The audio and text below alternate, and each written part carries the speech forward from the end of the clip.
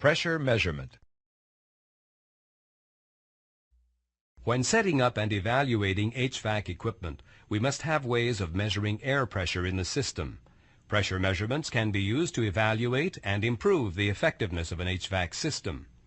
With pressure measurements, we can detect undersized components that will cause restrictions in the airflow, overwork the air handler, and cause excessive noise. Pressure measurements can be used to ensure that airflow is balanced evenly throughout the duct branches and the appropriate amount of air is delivered to each zone. In this unit, we will explain air pressure, describe basic air pressure sensors, and how we measure air pressure in an HVAC system. What is air pressure? Pressure is the force per unit area that a liquid or a gas exerts on a body. For example, in the case of atmospheric pressure, the pressure comes largely from the weight of the air. The air that we live in is much like the ocean. A deep sea diver must don a special suit to descend to great depths, since the deeper you go, the higher the water pressure. Likewise, we live at the bottom of an ocean of air. At lower altitudes, the air pressure is greatest, and at high altitudes, air pressure tapers off. This gaseous sphere surrounding the Earth has a pressure of about 14.7 pounds per square inch at sea level. We don't feel it, however, because our body's internal pressure equals the pressure exerted by the atmosphere. Every object on Earth is affected in this way by atmospheric pressure, including HVAC systems. In order to control temperature and air quality in our environment, an HVAC system makes use of air pressure to circulate warm and cool air throughout a building.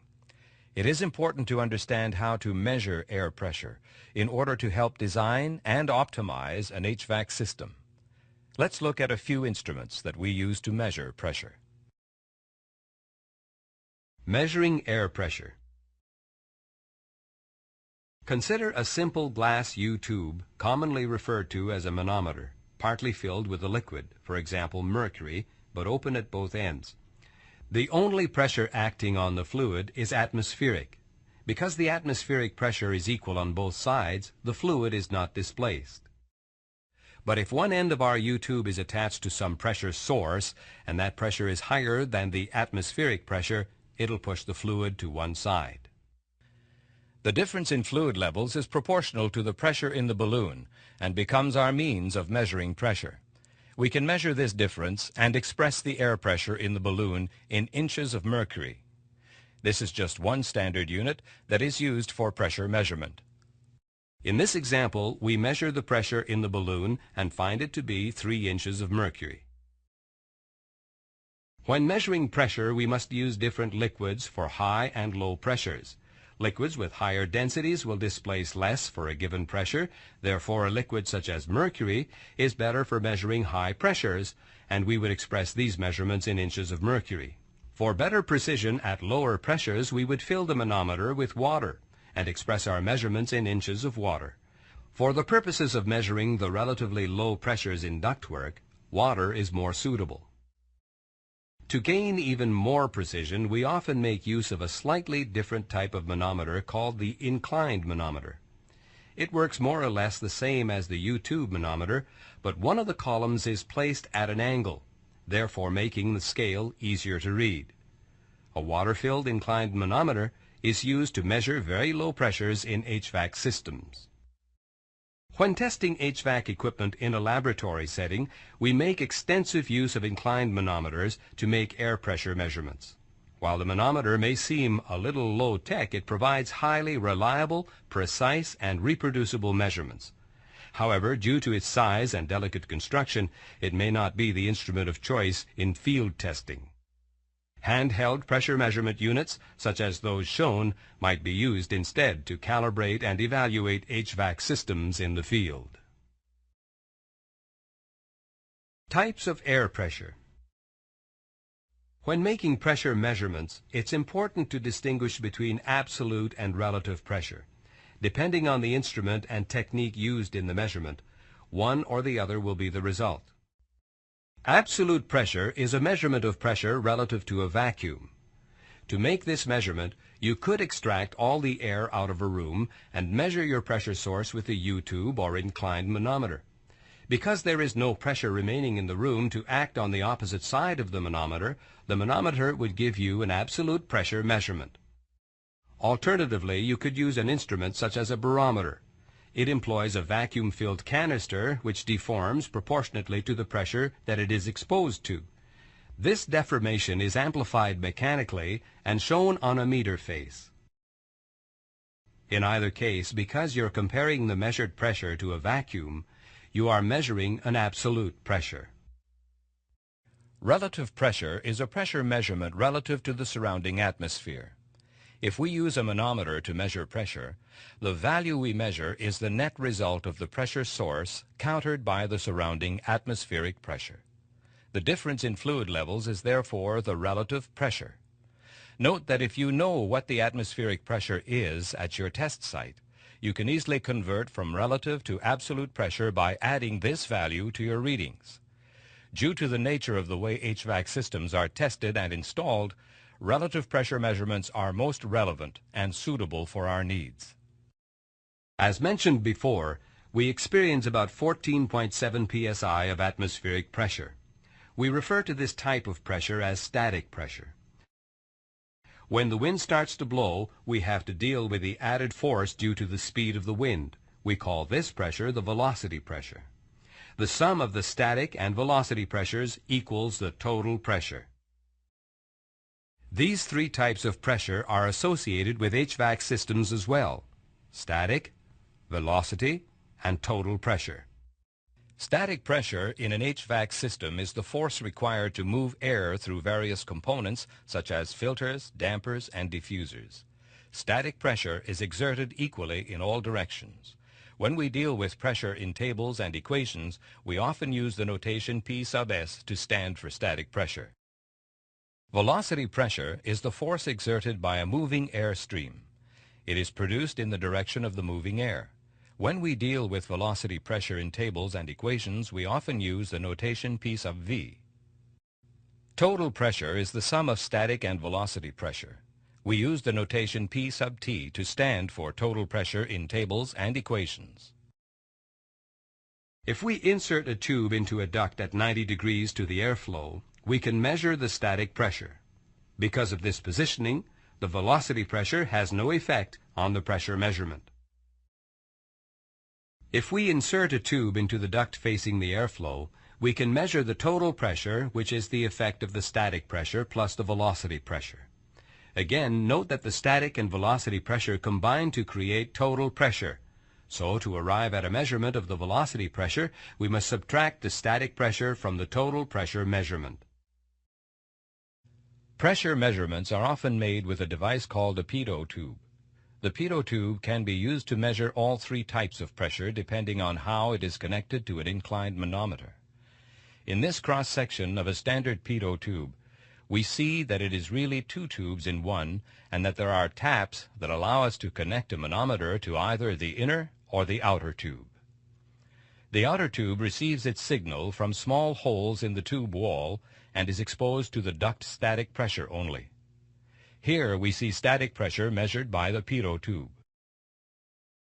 The inner tube receives its signal from the hole facing the airstream and is therefore exposed to the total pressure.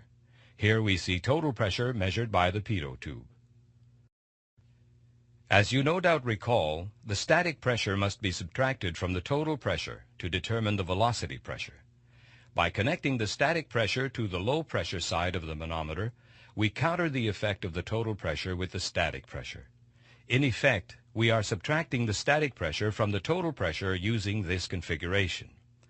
The resulting measurement on the inclined manometer is the velocity pressure of the airstream. In practice, the airflow may be very uneven within a duct, especially near a transition. Pressure measurements should be made as far from the transition as possible. 10 duct diameters is recommended.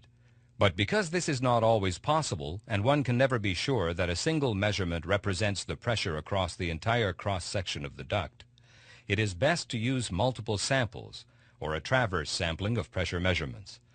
For example, in a round duct, we take samples in an X-shaped pattern such as that shown.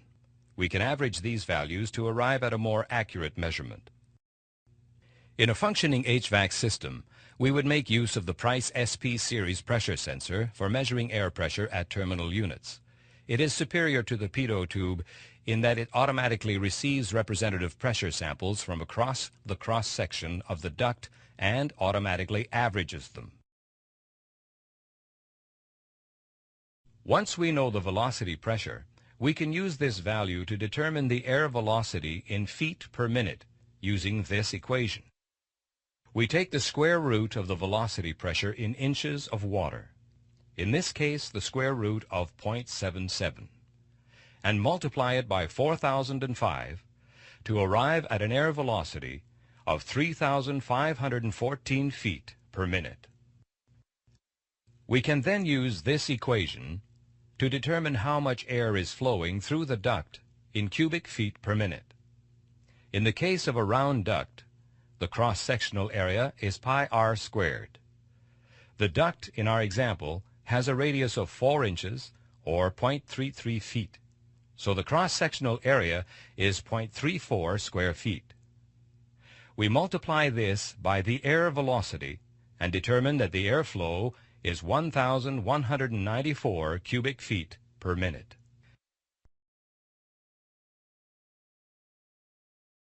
Pressure and transitions. What happens to the airstream as it passes through transitions in a duct?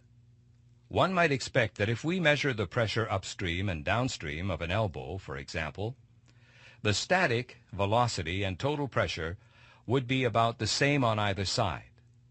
However, this would only occur if we could construct perfectly frictionless ductwork and transitions. In the real world, all ductwork and transitions present some degree of friction and obstruction. Whenever the airflow is required to change direction, turbulence is produced and there is a loss in total pressure.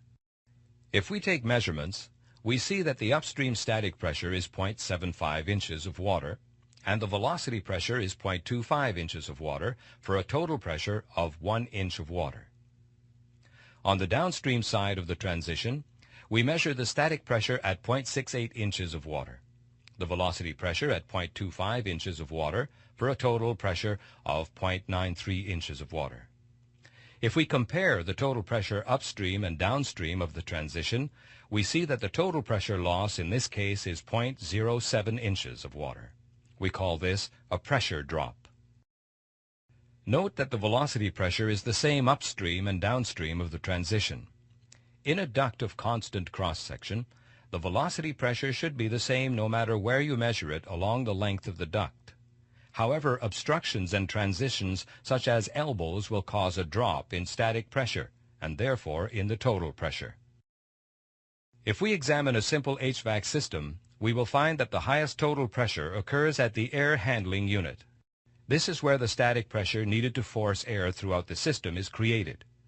As we move downstream, we will see that there is a series of pressure drops across each transition until we get to the diffuser. As air leaves the diffuser, it reaches the same pressure level as the environment. Bernoulli's law states that if we change the velocity of the airstream by passing it into a larger or smaller duct, the resulting change in velocity pressure will be offset by a change in static pressure. If the air passes into a smaller duct, we cause an increase in the velocity pressure and the static pressure will decrease. If the air passes into a larger duct, we cause a decrease in the velocity pressure and the static pressure will increase. In an idealized frictionless situation, the total pressure should be the same upstream and downstream of these transitions. Whatever is gained or lost in velocity pressure is offset by a change in the static pressure. We use Bernoulli's law to help predict what will happen to pressure at transitions where the cross-section of the ductwork changes. Let's take a look at an example. In this case, the airflow is going from a small duct into a larger duct through a transition. We take a measurement of the static and velocity pressure on the upstream side of the transition and find the static pressure to be 0.75 inches of water and the velocity pressure to be 0.23 inches of water for a total pressure of 0.98 inches of water on the upstream side. As the air enters the larger duct, the velocity of the air decreases. We therefore see a decrease in velocity pressure and an increase in static pressure in accordance with Bernoulli's law. In the absence of duct friction and air turbulence, we might expect to make the following measurements on the downstream side of the transition: a static pressure of 0.91 inches of water plus a velocity pressure of 0.07 inches of water for a total pressure of 0.98 inches of water. What we lost in velocity pressure is gained in static pressure. However, due to turbulence produced at the transition, there will be a loss of total pressure. If we take measurements on the downstream side of the transition, we would more likely see the following measurements: a static pressure of 0.82 inches of water and a velocity pressure of 0.07 inches of water for a total pressure of 0.89 inches of water. We see that there has been a total pressure loss of 0.09 inches of water. In the interest of energy efficiency, we want to deliver air to the environment with the least effort possible. In the best-case scenario, pressure drops in the HVAC system are kept to a minimum. Like all other HVAC components, diffusers should produce very low pressure drops as well. Performance need not be sacrificed to achieve this, since well-designed energy-efficient diffusers, such as Price's SCD line, will still produce optimal air patterns with low pressure drops and low air velocities. Of course, if we measure the pressure outside the diffuser, we will get something close to the environmental pressure, that is to say, a relative pressure of 0. If we compare the pressure found in the neck of the diffuser to the atmospheric pressure, we can determine how much of a pressure drop there is attributable to the diffuser. In our example, we measure the pressure inside the neck of the diffuser and find the static pressure to be 0.06 inches of water, the velocity pressure to be 0.06 inches of water, for a total pressure of 0.12 inches of water. Whatever pressure we measure in the neck of the diffuser represents the pressure drop across the diffuser. In this case, we have a pressure drop of 0.12 inches of water. These are just a few representative transitions commonly found in an HVAC system, and we have seen how each affects air pressure. Whenever airflow is required to change direction, turbulence is produced, and there is a loss in total pressure. We've seen how velocity pressure is transformed into static pressure, and vice versa, as air flows through different sized ducts. And finally, we've looked at the pressure drops created by diffusers. Each and every component must be carefully selected to minimize pressure losses in the HVAC system. In this unit, we've examined the nature of air pressure. Using instruments such as the inclined manometer and pitot tube, we can measure different types of pressure found in an HVAC system. Price engineers use these methods to design and evaluate HVAC components. Acquired pressure and airflow measurements are published in the Price catalog so that you, the HVAC professional, can make informed decisions regarding component selection. We hope that you've enjoyed this overview of pressure measurement. For more information, contact your local Price representative or visit our website at www.price-hvac.com for more information.